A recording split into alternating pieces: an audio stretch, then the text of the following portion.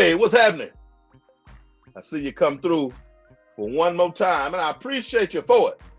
Because Big Tank Hanky is wild about herps, and I want to share that with everybody. You know, I'm out there scouring these internets for some super, super intriguing, very interesting people in this hobby. And I found one for you. Miss Viper. Yes. Wait till you meet her. She's gonna give you a breakdown of what it is that she does.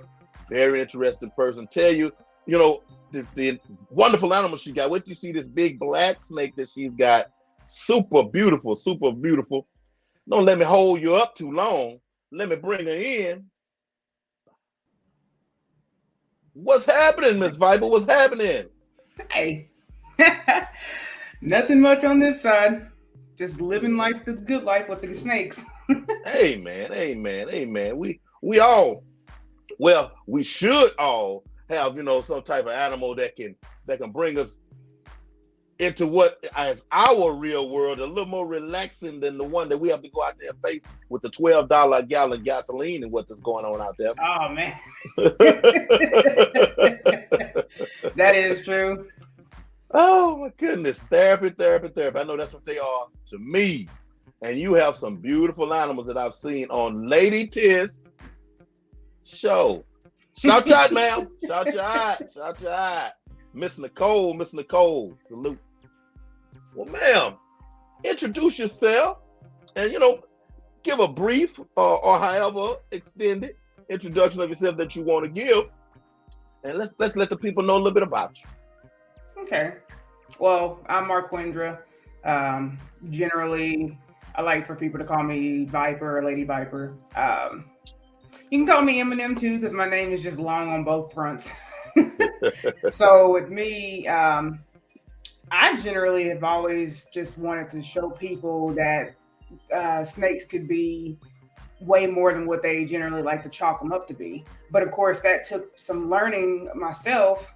And it came to when I was a kid, a lot of people were like, why do you like snakes? The first one I ever seen was a giant albino Burmese python that my uncle was keeping. And a lot of people then, they didn't necessarily know a lot about these animals too. They just thought it was like a cool pet to keep or to at least say, oh, I had one, so I know it's like this. But it's like when you start learning more and more about the hobby, you see that people can keep these animals very wrong, and their experiences from them keeping them wrong ends up making them be the storytellers, the more vocal people about these animals will do this and that. And it's like, but why did it do that? Well, I used to have one and it did this. I'm like, that doesn't mean that all snakes are like this. So, of course, growing up, a lot of people were very against the fact that I wanted to understand anything without them being the one to put the thought in my head that they're right. So it got into, once I eventually was old enough to get an animal, the first thing I got was a Burmese python because I was like, I want a giant snake. Of course, there's risk associated with having giant snakes because of their pure strength. But then again, people keep dogs like it's nothing. These giant dogs, you just see people getting attacked by them. And everybody's like, oh, he used to be good. And it's like, well, what made him do this? Because dogs can do some considerable damage. So you have people that'll throw all types of myths and dumb stuff in your face with the case of the snakes, giant snakes in particular, because the two most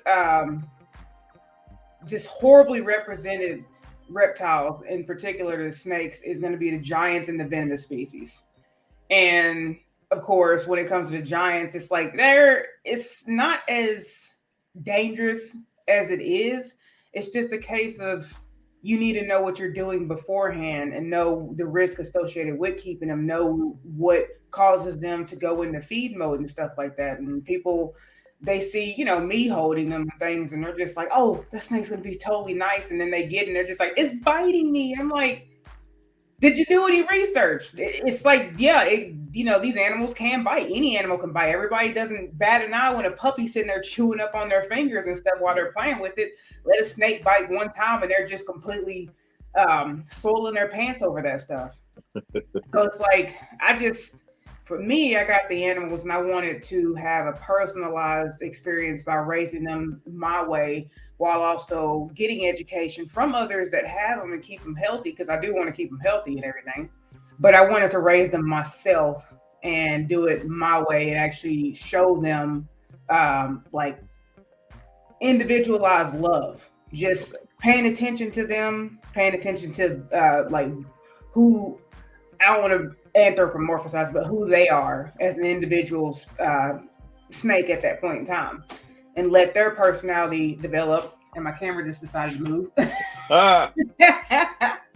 Let them express themselves. And every single one of my snakes are just completely different from each other, but they all get along with each other as well. So it's just seeing the things, especially my biggest girl, Acnologia, just seeing what she is capable of doing and displaying to people. It even baffles me sometimes. Like, it surprises me seeing her do everything that most people claim these animals cannot do. Like, I even had that experience last night when, you hear a bunch of people saying snakes aren't capable of showing affection. They tolerate all this stuff, but they don't generally care for it and stuff. Well, I'm sitting here recording her last night. I brought her to a birthday party that was for her. And she knew, like, I told people this, her birthday, it was on June 1st, but I was like, I brought her out here to be celebrated. And she knew that attention was on her. So she was literally coming up to people wanting them to pet her. And I recorded it too, just to show people, like, tell me about how you think these animals don't want people showing them affection and stuff. It's like I just had all the proof right there. Okay, most definitely. That is crazy. How did you come up with her name, first off? I watch anime, but I also play games and stuff. So my big thing is, for me, a name is very powerful. So when I name any animal I keep, it needs to have significance to it. It needs to have, it has power behind it. So I generally like to name them after dragons or something that represents their personality well.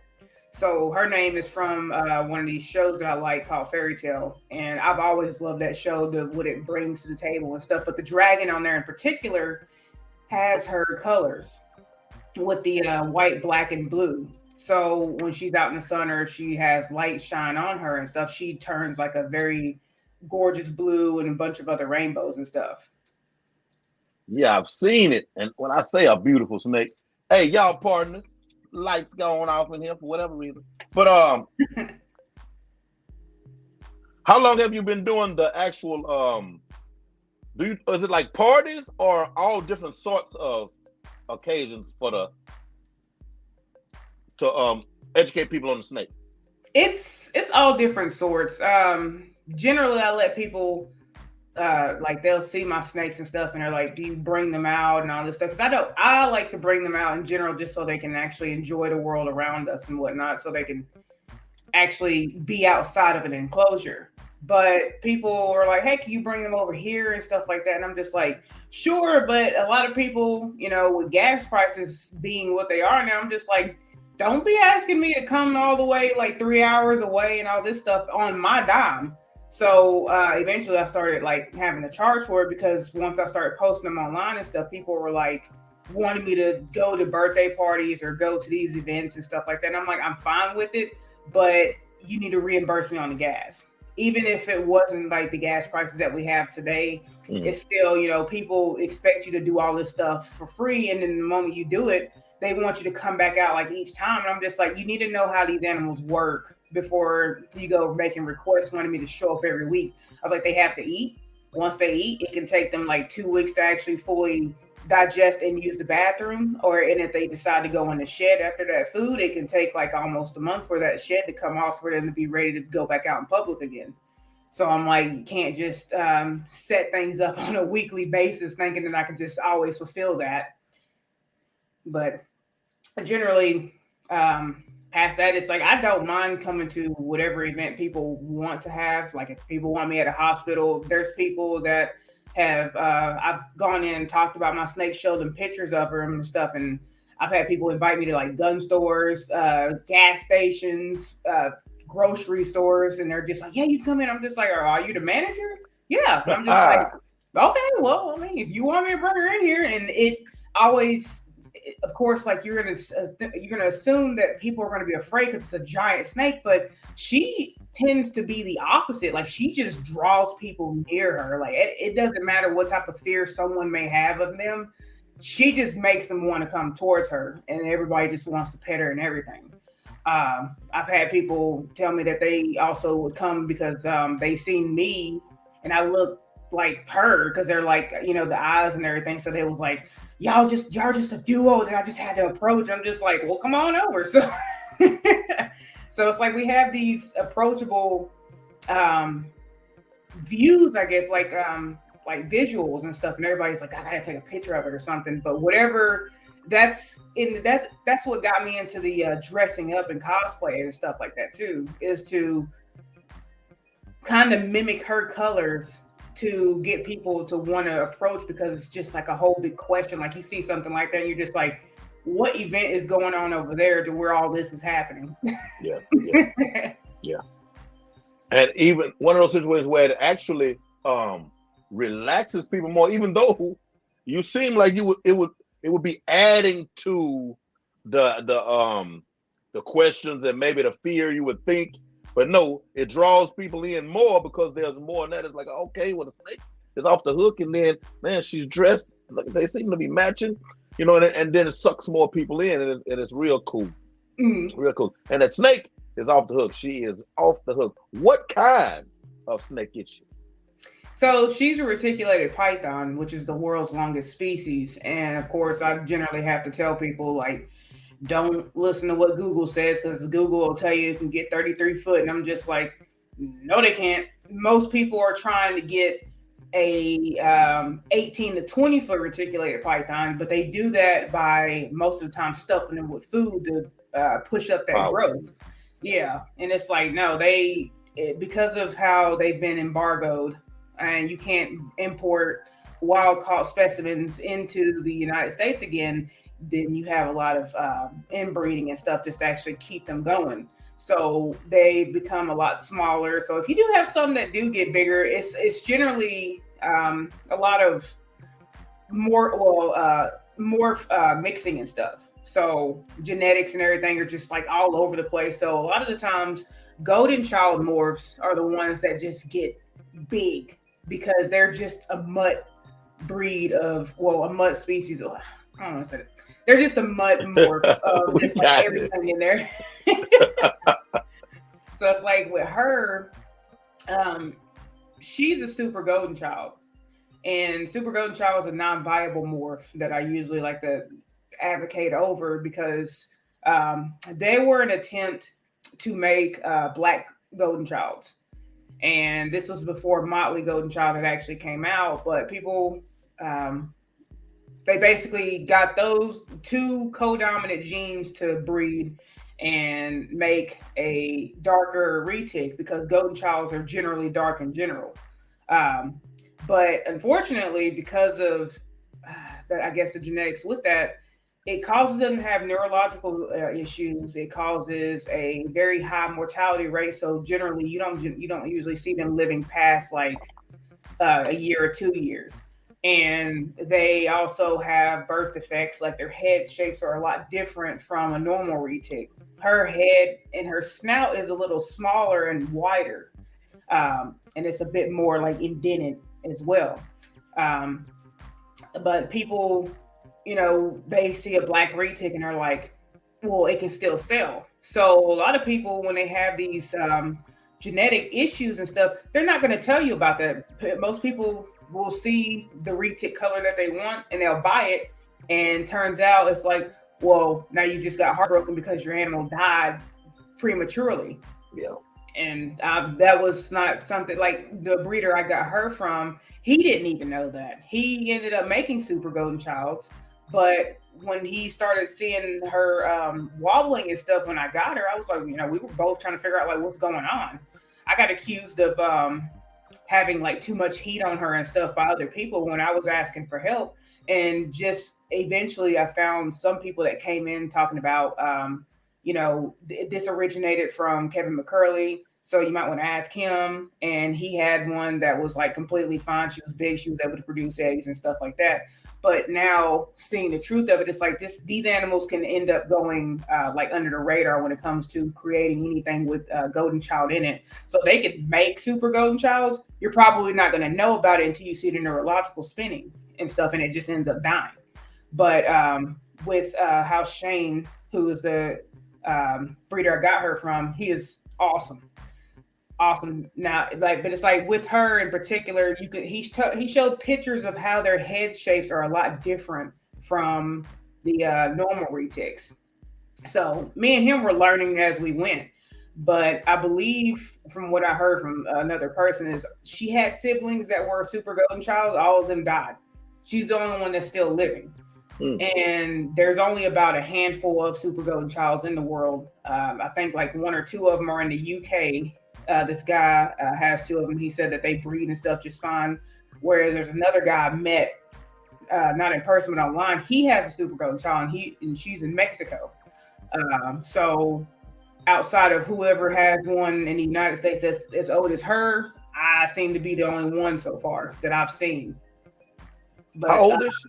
She just now turned 7 on June 1st. Oh, okay. That's why it was a big celebration for her, because it's like every time any day she keeps going is like, that's a good day for me. A baby at this point. Okay. That's cool. And the head, I mean, the head fits, like it fits her, because I definitely wouldn't know the difference, but I mean, it looked good to me. No, it's a very nice snake. So did Kevin McCurley put the potion together to make the super golden child itself? Like he's the originator? Yeah, I believe in his case he was trying to make a black golden child, because everybody was wanting a melanistic retic, and nobody's going to know that that's going to be a result when it happens. He had one. They said that his wasn't showing the signs of neurological stuff, or his was living just fine. Like she had it, but it didn't mess with her too much. So from what I learned based off of a post as well from people that were doing research on the super golden child was, they generally have the neurological stuff. It's like, that's how you identify them most of the time, is by the neurological stuff, because they come out the egg with that. And there's I've seen a lady, she was talking about she had one. She also attempted to breed with it, but it ended up getting their neurological stuff ended up getting so bad that she ended up having to put her down. So it's like there wasn't a lot of other sources to go by on anyone else that had a super golden child, even though they asked in the whole of like a retic group. So my girl was pretty much like the example of a living super golden child, and showing what it looks like as an adult and stuff. But people were also thinking like, well, what if we breed it to this to get rid of the neurological stuff? And there have been several attempts for people to breed and make super golden childs with different morphs, but they all still come out with the neurological problems and they all die. So it's like, it doesn't matter what gene or whatever you put into it, it's going to die. I've seen people sell them on Morph Market, and I'm just like, that's not something you should be selling, because it's got this. And it was like, oh, it's fine, it's not showing all this stuff. And I'm just like, oh, so why don't I hear anything about it now? Or it gets pulled down. Yeah. That dollar can make us do some real shaky stuff. Real shaky stuff. So what other animals do you have? I have a tegu, a emperor scorpion, a little gecko over here. I have cattle and a donkey as well. Okay, donkey. He's good because I have a intact bull, and that dude, people are just, I like how people are like, oh, well, you have giant snakes, that's dangerous. I'm just like, have you ever been around an intact bull? You probably wouldn't survive. It's like, if they don't like you and you're in a field that you cannot separate yourself in, around that time that you're anywhere close to them, if they decide to charge you, first of all, you can't outrun them. They can run upwards of 25 miles per second whenever they're just trying to ride. I don't know. I don't want to say hour because I don't want to compare it to a car, but they can top 25. That's what it would be, though. Yeah, that's what it would be. And like, if you don't have they can go through wood or any type of fencing like it's paper when they are actually charging something. So it's like you can't necessarily escape a bull that is trying to charge you. And, you know, I don't necessarily test my limits with him because I'm definitely in this position to where I'm around him. If he were to decide to charge me, the donkey is going to intervene and he will run from that donkey. But if he were just charging me full on with no type of protection there, I'm dead. Yeah. But even though I know that, it's like, you know, I still go around him. I'll still take selfies around him. I'll still pet him.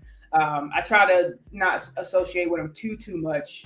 Just let him do his thing. But it's like you really need that's more of a dangerous animal to be around as opposed to the snakes. What I like to try to tell people. I would agree. I used to ride bulls, so I definitely know. Donkey can be like a watchdog. Yeah, the donkeys are super smart. This little old lady had a bull named Mark. And she named him Mark. And Mark was like a puppy with her. When I say little old lady, I mean she had to be 85 to 90-ish. And she was selling him. She couldn't really take care of, you know, the cows she had, so she was selling him. And me and a couple of guys, we out there, we got ropes. We trying to catch this bull. We trying to catch him. No luck. Here she comes out of the house and come through the gate and goes out in the field. Mark! She's calling him by name. You know, he comes across the pasture and she puts a halter on him and walk him to the trailer. You know? Oh man,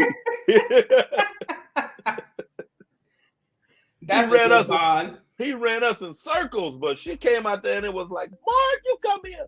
I mean, talking to him like, look here, you stop that. You do it. I'm like, y'all see this? That's a good thing. But it's like, I know there's always mixed information when it comes to bulls and cattle. They absolutely can destroy you within just sheer seconds if they want to. But and especially depending on what type you're keeping, like dairy cattle or Angus cattle. Dairy cattle bulls tend to be the ones that are top of the line that they claim are like the most dangerous. Aggressive, yeah. Yeah, and I'm just like, to me, it's like, don't treat the animal bad just because of what it is. Like, okay, sure, you might be like, oh, I'm going to eat it for meat. Why do you have to treat it like it's a burger? Like, why do you have to treat it like it's bad? Like, treat it with dignity and respect like you would want to be treated if you came out as an animal or something. Like, even if you were a snake, just like you wouldn't want people treating you badly just because of what you are.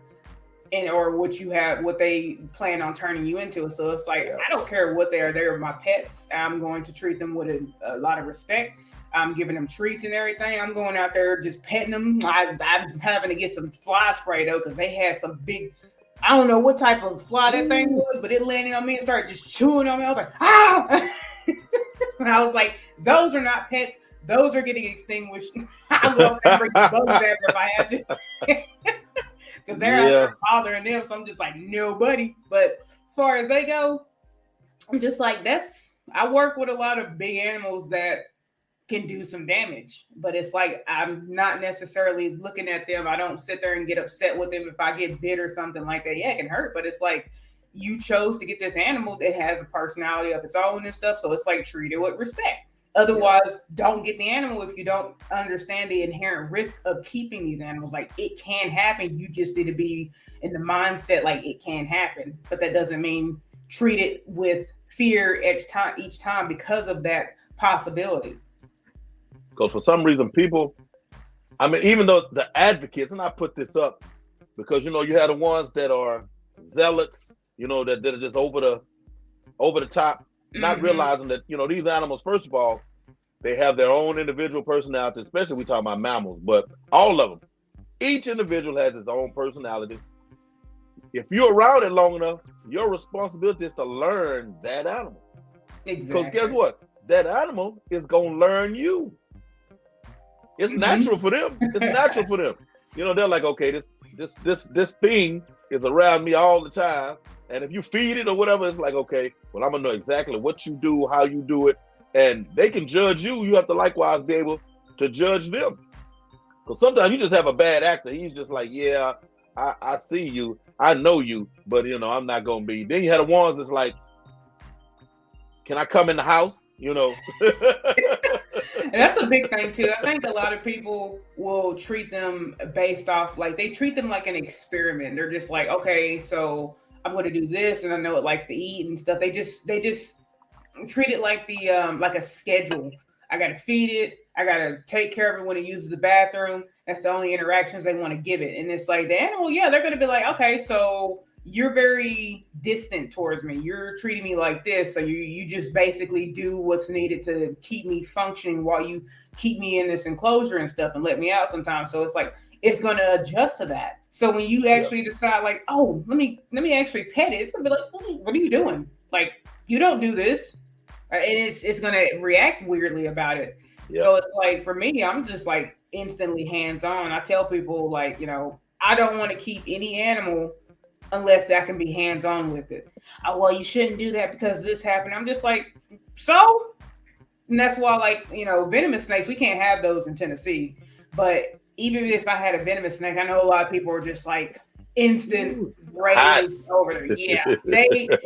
But I've seen people that can work with king cobras and stuff. And it's like, that's the type of thing what I would be doing. An animal, like, it sucks because they have venom. And their venom can be just a lethal concoction just from one bite. And unfortunately, because of the way the laws go and stuff, if it were to happen, then that person that was trying to, you know, show that animal love and stuff, it's like an accident can happen and they could take their life. But then that person's getting chastised, and then laws are being made to block everybody from keeping it because of this. And it's not a fair situation, because I see like the argument between HOTS, like people shouldn't be allowed to keep HOTS, but at the same time they should, because there are people that can work with them and show that they are just as gentle without need. Like once they get that trust of you and they don't feel like they need to use their venom on you, they're going to act just like any non-venomous snake. But it's just harder to do that because it's like, you know, like one time. It only takes one time and you could possibly lose a finger unless it's a dry bite.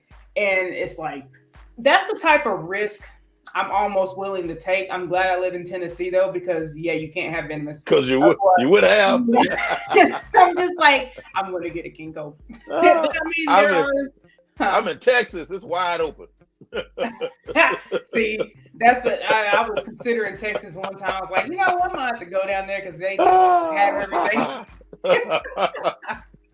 I'm just like, nah, it's best if I don't, because it's like, even if I mean well, it's just like my whole reputation can get tarnished just from one time, even if they're seeing me like hold it. But that's the thing, people online are very impressionable. So they see me holding the king cobra and they see mine being gentle, and they're just like, oh, I can do this too. And it's like, unfortunately, you know, people are stupid. People, they want to just copycat something. I'm just like, it doesn't matter how many disclaimers and stuff you tell them. It's like, don't do this. This is not how your animal is going to be. I'm working with mine. Well, I can work with mine too. And I'm just like, you could, but if an accident happens, then there goes your whole working with anything. So it's like, just because mine is doing this doesn't mean you need to go out and do it and stuff like that. So I'm just like, I'm just glad I'm in the position I'm in now with my animals. Gotcha. And a king cobra looks like a little man in a suit. Like, I mean, I watch Chandler, you know, handle is, and you know, and I'm looking at the snake compared to any other snakes that you see.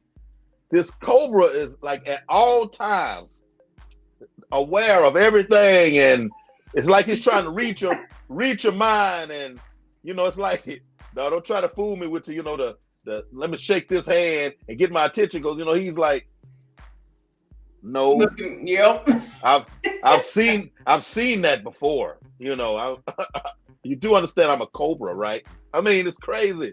They're very smart. Snakes, any type of animal, they have very good pattern recognition. So it's like they're gonna learn the routine. They're gonna be like, oh, okay, so I know that you usually do this every time. I'm not gonna fall for it this time. They're gonna be like looking at you. But it's like for me, I've always been like, if you show them that you're not going to hurt them when you do those things, then they're like, okay. I see. I like the feel of this pet and stuff like that. So Yeah. generally, like whenever I'm doing anything that's considered training, I do it in a way to where it's going to be good. They're going to like that. So they're going to see it as, oh, she's just petting. I'll go ahead and relax for that. Versus like if you're doing it with a hook or something, trying to grab them, and it's like sudden they're just like, what's happening? Like I'm going flying and stuff. But it's like eventually they do learn, or they may or may not want like to adjust to it. But Yeah. I usually like to try to do mine with just always positive interactions whenever I can, just to show them like I ain't hurting you. I just want to hold you. Gotcha. Like I like to see the people that actually do the pre. Like we see them get ready to go in, and they do the pre-warn. Like, hey, it's me. I'm here. This is not a mouse. And then they get the animal out. Because I mean, I've seen some just almost like dive the whole body in to pull the snake out, and I'm like, dude, let the the snake don't even know you coming. Let the snake know you coming. Let them know you're out there, man. Like I used to tell people back in my rodeo days, a horse has no problem kicking you. No problem. And I said, when you're coming down the fence or whatever, when you get to the horse, even if you're behind the horse, get close to him. Like, don't rush up on him, but get close to him and let him feel you coming. Don't just walk straight up to the back of him because you're out of there. But if you come at an angle, you could be in the back end, but if you come at an angle around the hip area and you get real close. And give them some type of contact, the body heat or whatever, they'll know you're there. And they never kick, almost 100%. It's when you just roll up. Oh, no.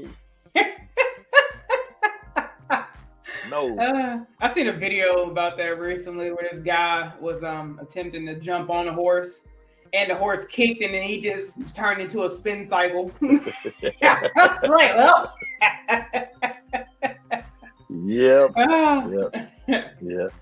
So, you got some show and tell time? Sure. Let's see what we got going on over here. Okay, so she's over there. So I had them out yesterday, so a lot of the buckets that I have are just kind of like not put up, so everything's just like all over the place. And let's see.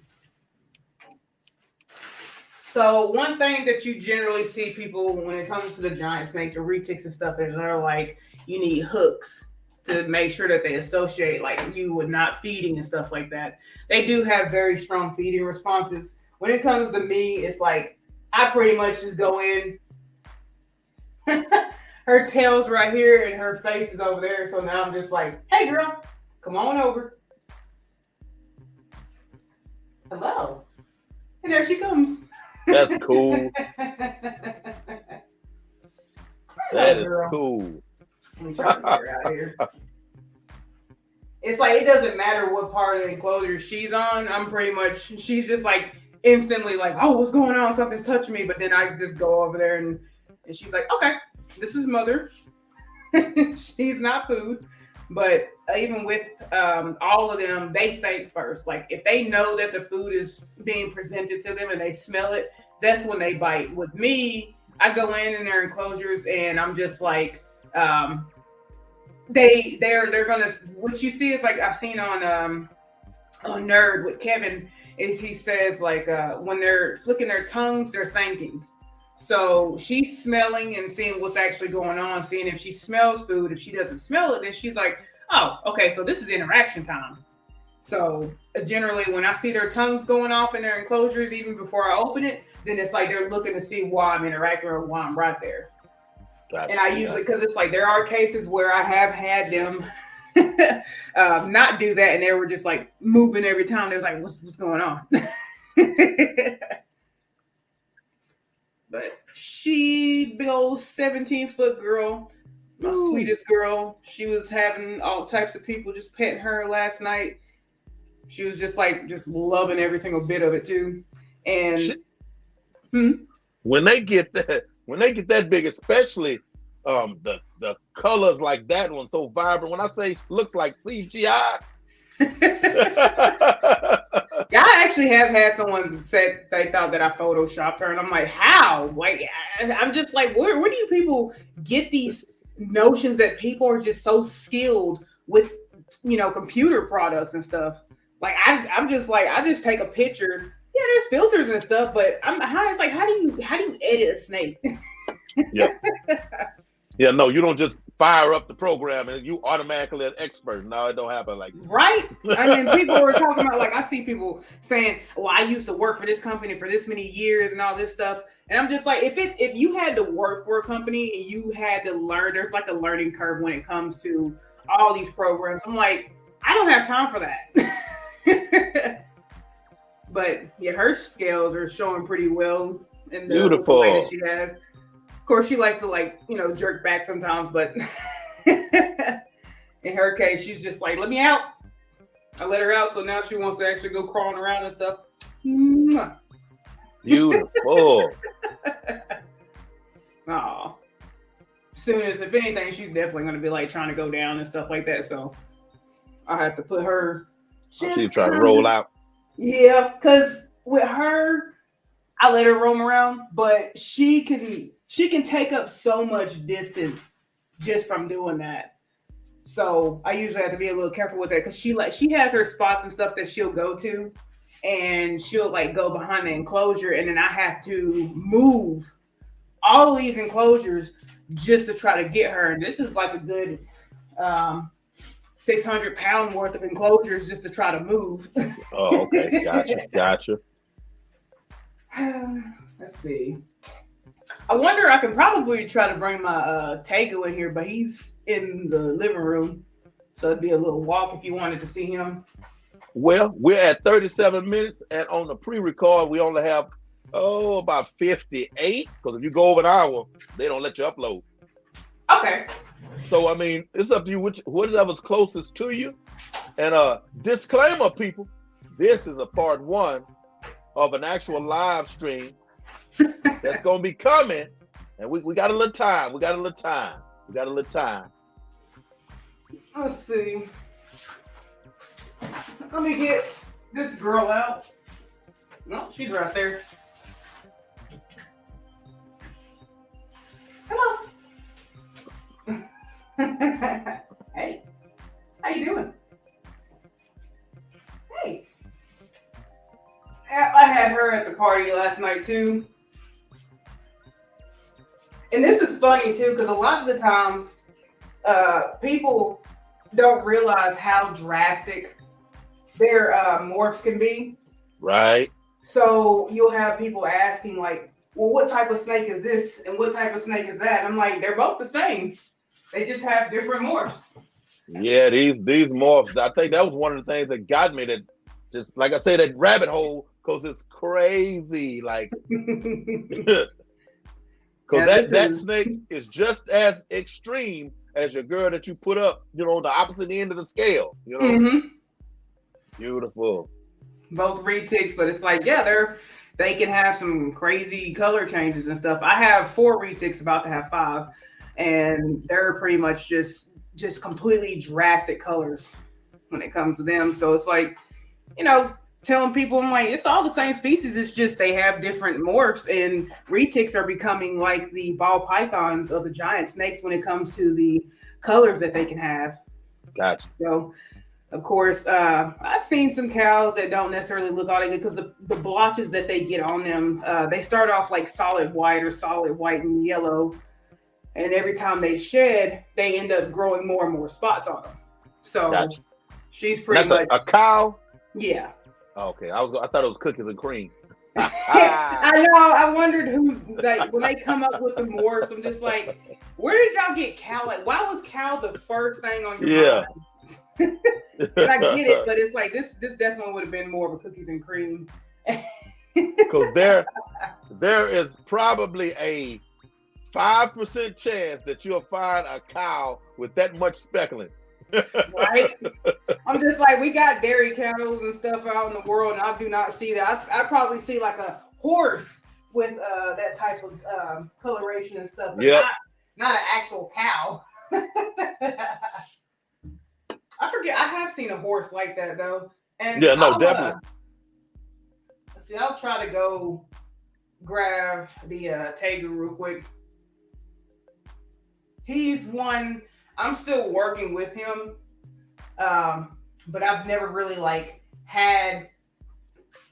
I recently got him. I don't know what went on with him. The he's pretty gentle, but he seems to he doesn't seem to like men for some reason. So that's a possibility. So I'll be right back on that one. Let's see. All right, big dude.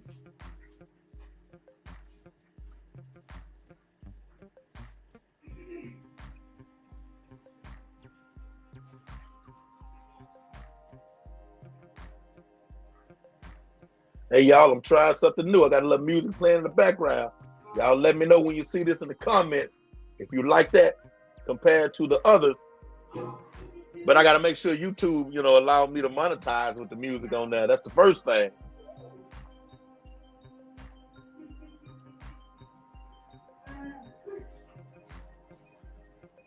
YouTube will post salt in the game.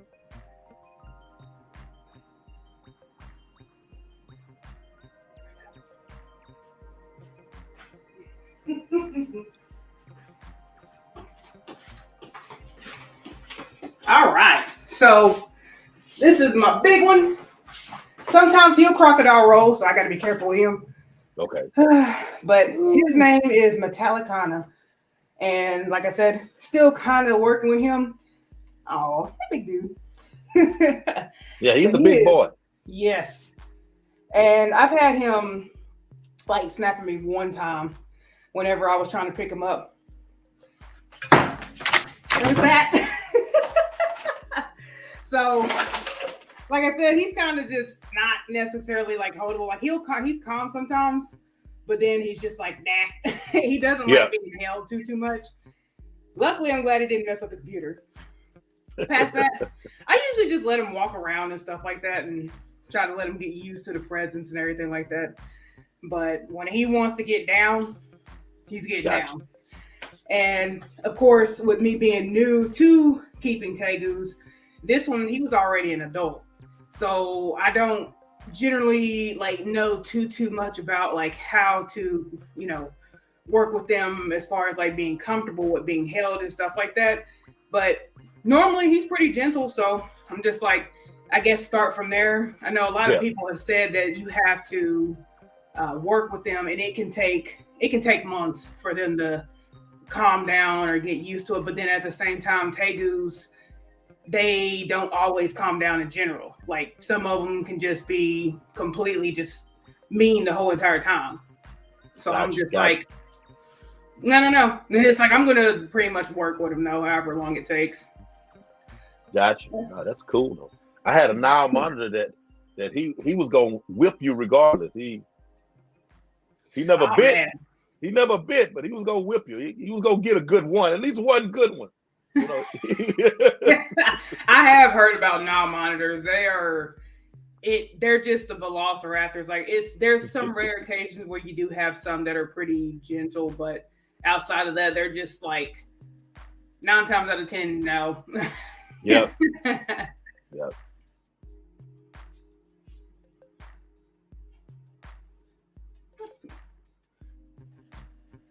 Alarm clock went off and shut everything down.